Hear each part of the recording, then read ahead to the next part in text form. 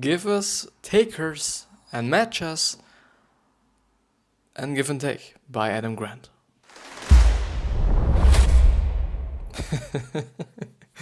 I guess it wasn't one of the best intros I ever made, but it was somehow okay, I guess. But yeah, hello, welcome back to the next episode of the Self-Development with Tactics fucking podcast. And this actually makes the episode explicit. Actually, if you might have noticed, for all the people who are actually just, listening to me on the podcast, I actually just, turned the podcast into an explicit one because I do not know if I'm actually just able to not do it while I'm cursing. I do guess that, from the point on where I'm cursing, I do just really have to make the episode explicit. I guess. I don't know if there are some legal issues or if there are some issues with future sponsors or some shit like this, but I just did it. And I do guess it is also maybe important for those people who do not want to just, listen to someone who is cursing, which is also the case. I do guess there are certain people who just don't want it. I kind of find it funny. I quite somehow like it. I don't know why, but I just like it. I don't know why. I really don't know why. Maybe it's just because I'm cursing. Does this then just... Probably. It probably just because do I like to curse? Yeah, I like to curse. I do like to do it. But yeah, so we are going on with the give and take summary on the alanchang.com website from Adam Grant. So this article is not from Adam Grant, but the book is from Adam Grant. Adam Grant is Grant. And actually, I do have to tell you a quick little story, which is actually, nice that I actually remember. So, no, what happened? So that nobody's bothering me so that you don't hear any sounds or something, because I think, and that you actually would, if there were any sounds and if I would actually have my phone on not mute, so on loud quite. But actually I think it was actually yesterday, or no, it was today. So I did the post yesterday because I'm always doing them, a day before so that I can schedule them and, whatsoever, and do not quite have to worry about those things, during the day. And I just see.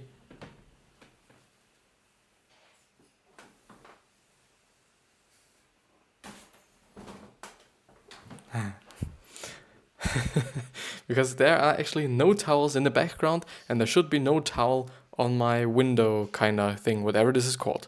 I don't know. But the thing was, I did them yesterday, and the posts, were posted today. The funny thing is, on Twitter, there was actually one singular person that actually liked this fucking post about the book Give and Take by Adam Grant. And now guess who it was? It was fucking Adam Grant.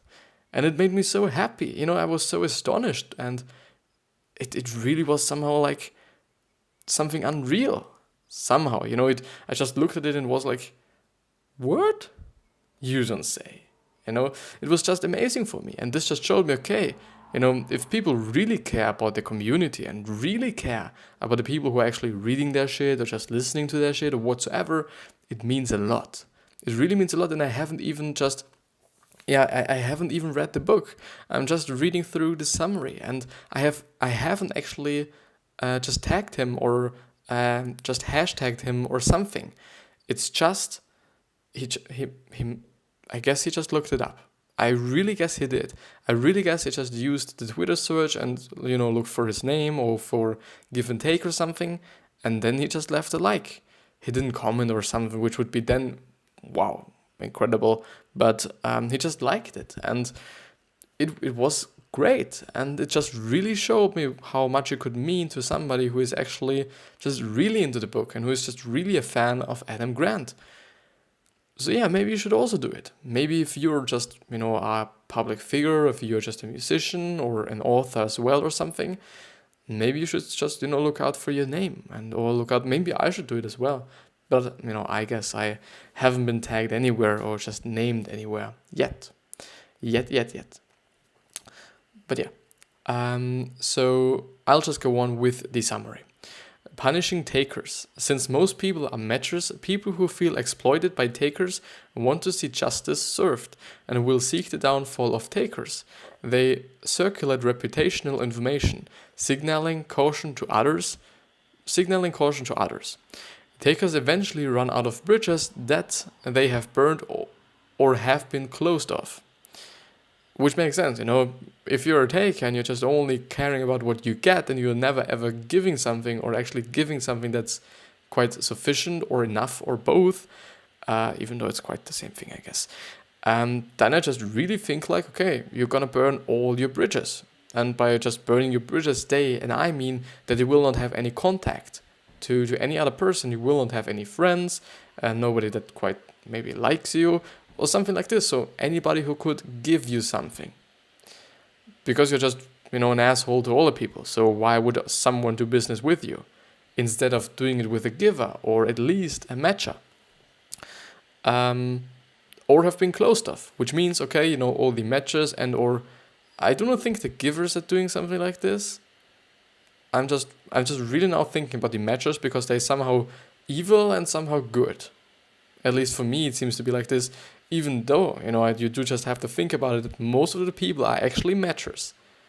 So I think it's just, let's stick with normal. It's just, the regular person who just doesn't want to exploit it or wants to get exploited, but also just wants to or doesn't want to give everything away. Which is totally okay. I'm not saying you shouldn't do this. But yeah, so this also means, okay, people who just talk and there's word of mouth and all these things, and maybe some people would just dislike you because somebody else told him about you. So the Kahneman ultimatum game studies show the desire for fairness. Subjects sat across a stranger who had been given $10. The stranger proposed a split with the subject. The subject gets $2 and the stranger keeps $8. There is no bargain. It is an ultimatum. The subject can take the offer or reject and both get nothing. The rational thing to do is to keep the free money. After all, $2 is better than zero. But most people reject the offer, leaving both with no money, but the subject with dignity intact. What is dignity? In a related study, people had a choice of splitting $12 evenly with the taker who had public information of making unfair deals in the past, or of splitting $10 with a matcher. Over 80% of people chose to take the latter deal, even though they would have been better off getting the $6 themselves. This reflects the strong reciprocity tendency. People want to justice, and they prefer to work with fair people. It makes sense, and it also makes sense that people actually like to talk and do business and work with people who are nice, and people who are friendly, and people who just maybe give you a compliment, now and then, and who are just really nice, and that people that's fun to be around with and fun to just work with, and all these quiet things.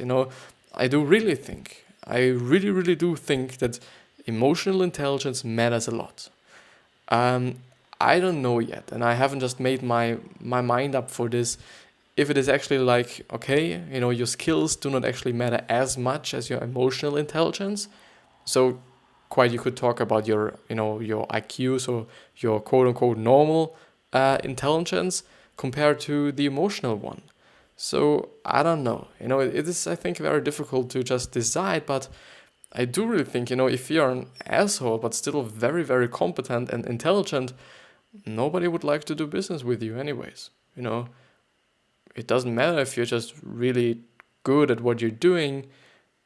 Well, I think it always comes up to the person you're doing business with. There are certain person who just really don't want to work with somebody who is just not nice.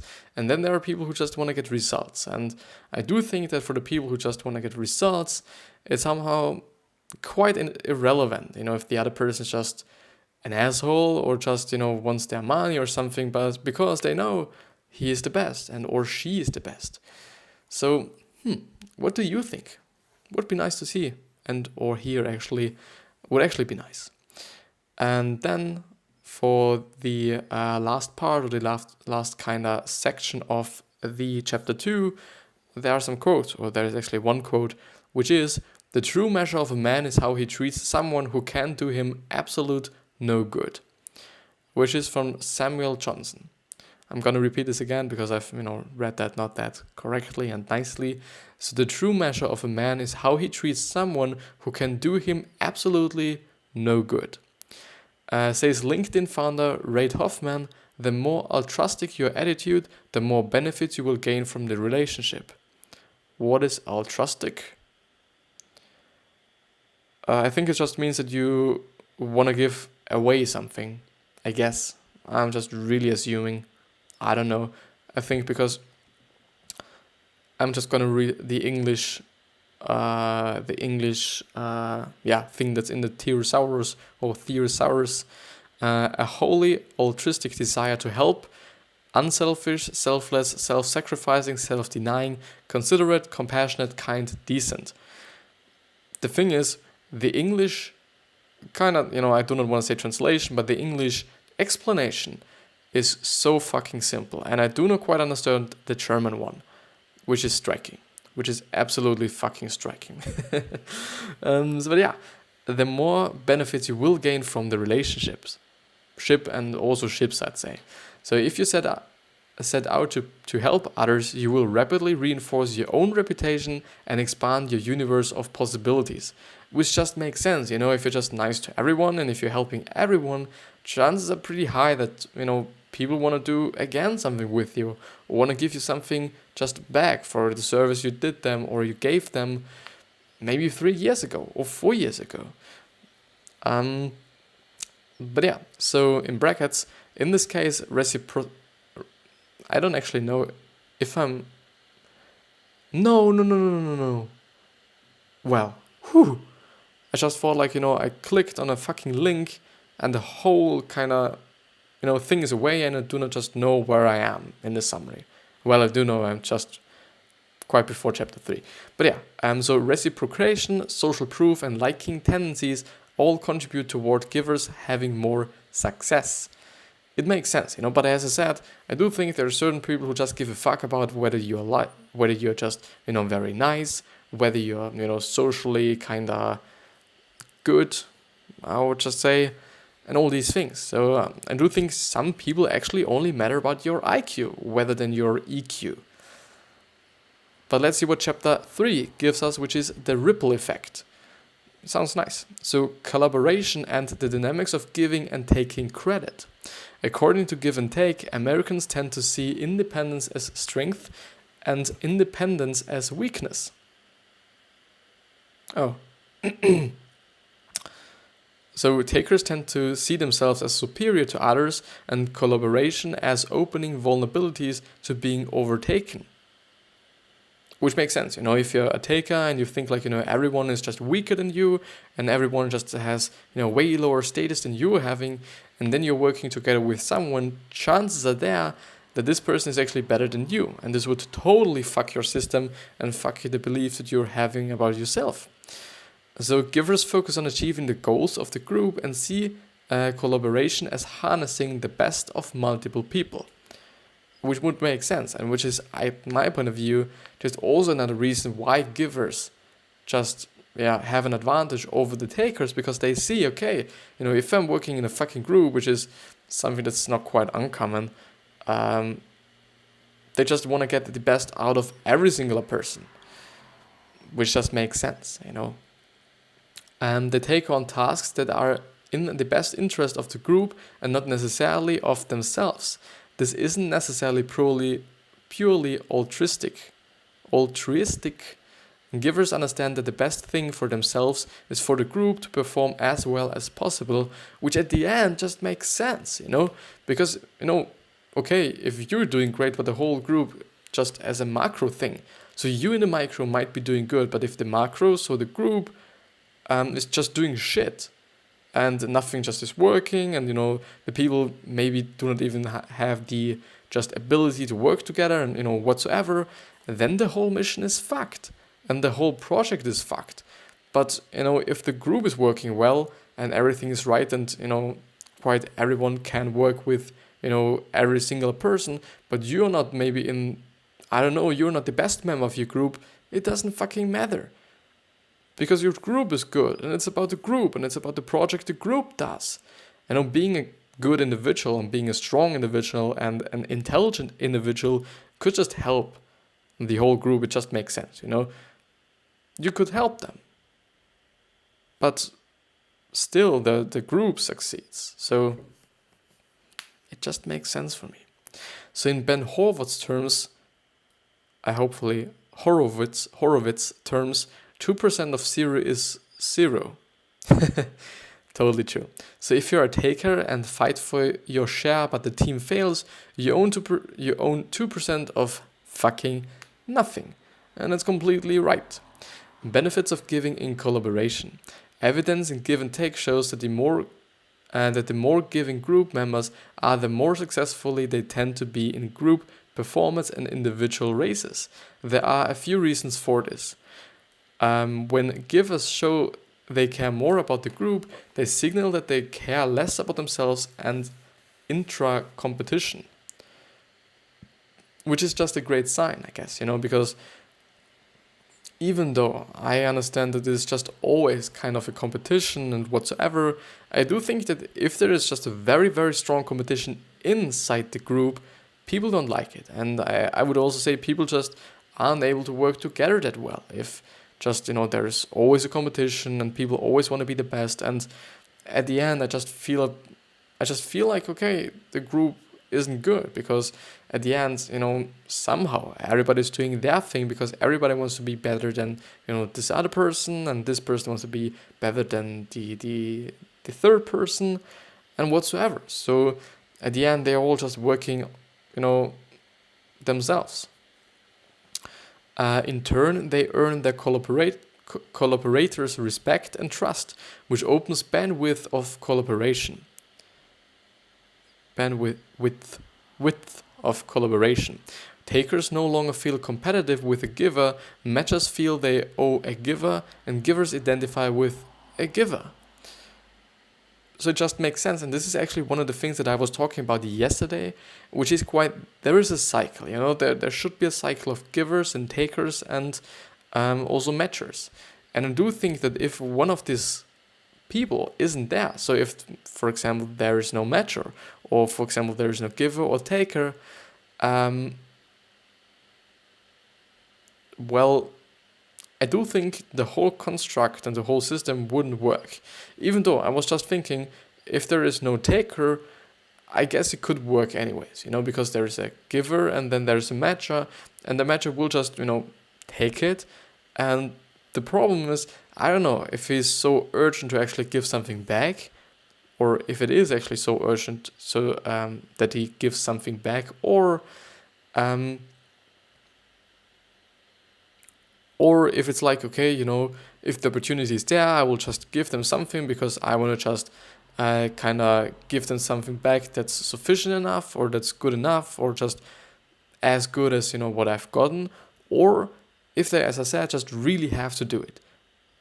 This is then the problem. If they really have to do it, then it wouldn't work. If it's like, okay, I would just do it, but, if I'm not having the resources or you don't want to get anything, then you just, won't get anything. And that's also okay for me. So, yeah. So as described in the last chapter of this give and take summary, giving and taking are both contagious, because many people are matchers and use tit-for-tat strategies. Adding takers to the mix promotes competitive and zero-sum behaviors that can drag the whole group down. People are wary of sharing creative ideas for fear of being exploited. Indeed, taking behavior tends to lower creativity. Which, if you're just only really into kind of taking not your just thoughts and ideas, but just take all the thoughts, other people have, it makes sense that you just won't bother to actually kind of, think about these things on yourself. It kind of makes sense that, okay, you would just take an idea from this person and or that person because, you just can. I'm really thinking negatively about the takers, but I don't know.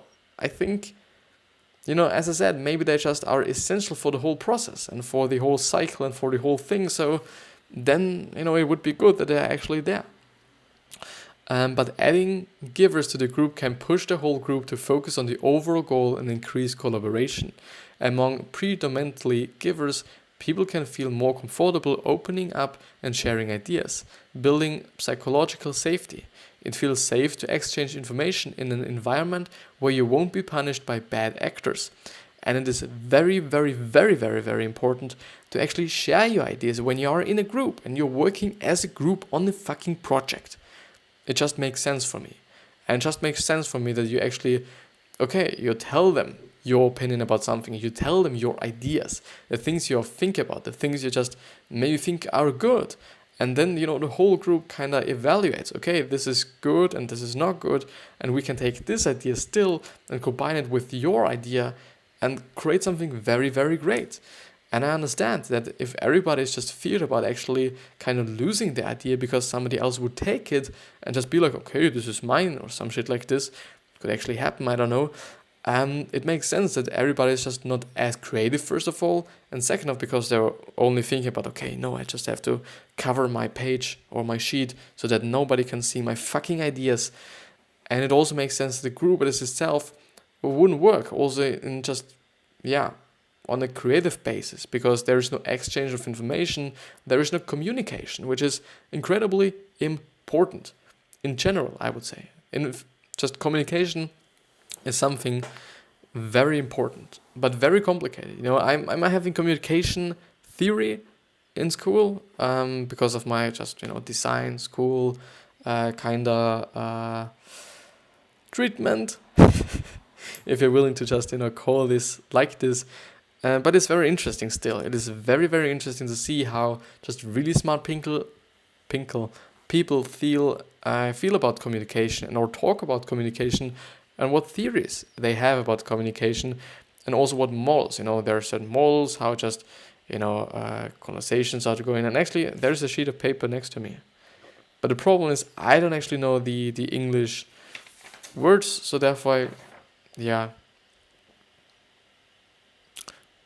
I would just, leave it like this. It is just interesting. And it's, I don't know if it's important. Maybe it's just important to, once I've seen it and just know, okay, it is there and there is something like this theory, but I don't know if it is overwhelmingly just important for your, whole career or for you as a being. So giving also increases reception to your personal ideas. Givers earn idiosyncrasy credits, positive impressions that allow a giver to deviate from group norms or expectations. When givers voice opinions, others are less entrenched in competitive mood and can be more objective about ideas. When such an idea can treated, the security of other team members, is understood that the giver is posing an idea primarily for the sake of the team, not for her own ego or his own ego. This also applies to feedback. The recipient understands the giver wants her to succeed rather than giving feedback to harm. It makes sense. Something that just leads me to there is actually that people don't know what's going on in your head. And the problem is people are assuming such a lot of things. They're assuming everything. I'm assuming a lot of things. Probably the most things that I'm just assuming are knowledge or things that I just don't know. But people like to assume quite everything, They assume what other people are thinking about them, what they may think about the project, what they want from them, whatsoever, if they just want to do them harm or if they want to just do you harm or not. People just assume a lot. And it just clicked in my fucking head, which is always great, If you just read something somewhere and you feel like, okay, I understand it, but I do not feel like, okay, this is important, or this is something that I will just, cross over, or something like this. You won't just kind of interact with it, or you haven't been interacting with it for your lifetime up to now.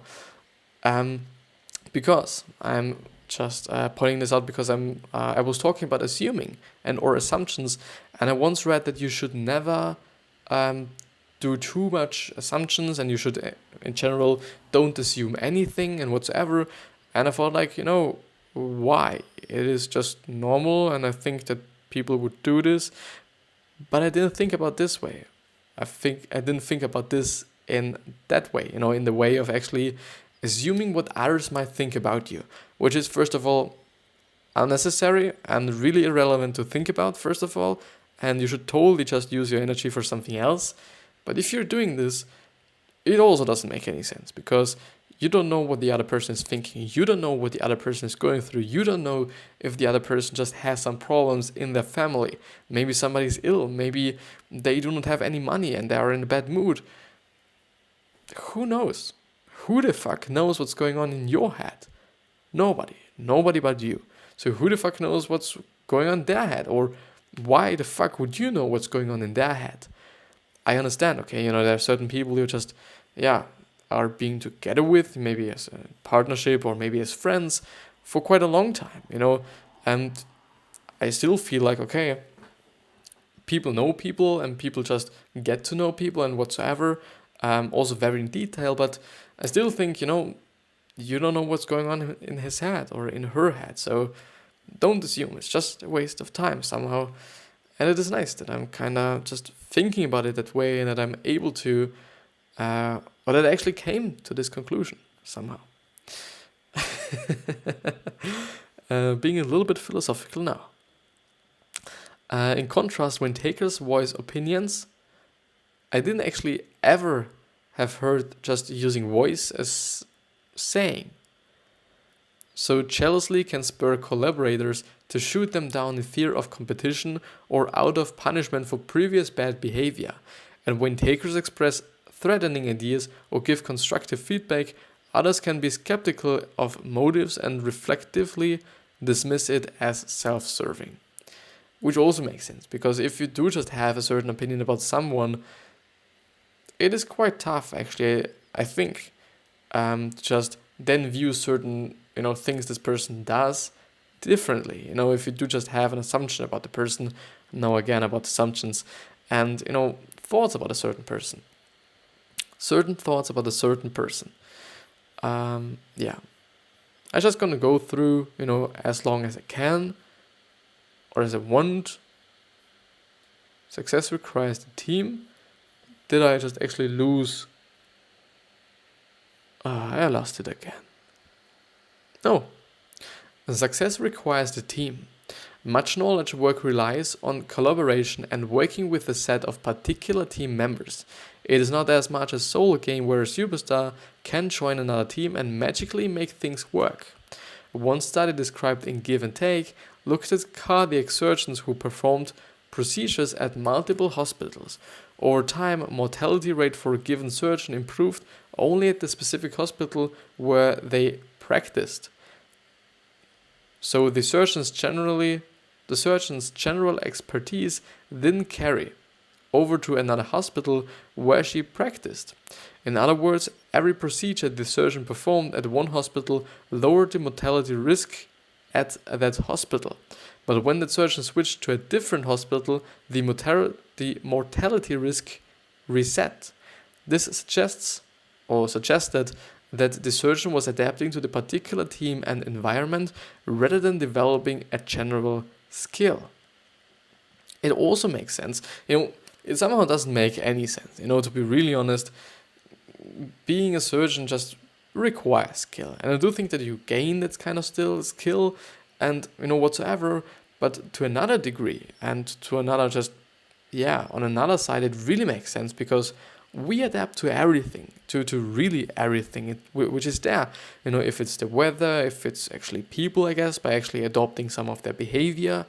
If it's food, okay, it's just somehow is in terms of environment, but we just adapt. we really adapt to anything, and it just makes sense. Okay, we adapt to certain places and certain also confidences, I would say. I would really say, because, and it also makes sense. Okay, if you have been just working with a team for 15 years, it makes sense that you're just really good at the collaboration in the team, or just the collaboration in the team is great. And if you're then switching to another hospital and you do not know anyone, and you also do not have any relationship, if it's friend or family or whatsoever, with one of the assistants, as I said, communication is very difficult, and also people are very difficult to understand, I guess. But what I'm seeing as well is that surgeons just need to have a certain amount of confidence, and also need to just feel great in a certain space, because I assume just that if you're going to a new hospital where you don't know anyone, it just doesn't feel that great, I would say. I'm just really feeling this right now. For me, it was the same thing for me. If I'm just going to another, I don't know, if I would be starting playing soccer again, going to a completely another team that I have never been just playing for, then it is definitely something like a new experience. And it's definitely like, okay, the first few times, it, for sure wouldn't be so nice in terms of the whole communication. That's for sure, because I'm not knowing anyone, and it still, I guess, really comes out to your skill for actually making friends. Some people are very good at it, and some people will just, talk to everyone and just try to be friends with everyone, and some people are just more maybe introverted, if you just want to tell it or want to say it like this, and just don't do it, or maybe don't even like it, and just, or don't feel the necessity to do it. This is also a thing. Similarly, investment banks often recruit star analysts from another firms or from other firms. These top analysts earn 7 digits per year and are highly coveted, whatever this means.